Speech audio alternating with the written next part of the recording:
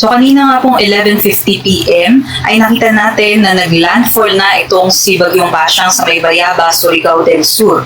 At sa kasalukuyan nga, ito ay nasa may vicinity na ng Cabadbaran City, Agusan del Norte at bahagya pong humina habang ito po'y tumatawid dito sa may landmass ng Mindanao. So may taglay na po ito na hangin na aabot sa 65 kilometers per hour at may pagbuso pa rin na aabot sa 90 kilometers per hour. Sa kasalukuyan, west-northwestward po ang movement nitong si Bagyong Basyang sa bilis na 25 kilometers per hour. At sa nakikita nga po natin sa ating latest satellite imagery ay malawak nga po yung mga kaulapan or yung mga outer rain bands nitong si Bagyong Basyang. So hindi lamang po Visayas at Mindanao area yung maaapektuhan nitong si Bagyong Basyang. Meron din po mga dalang pag-ulan si Bagyong Basyang sa may Bicol region and also some parts din po ng Mimaropa area.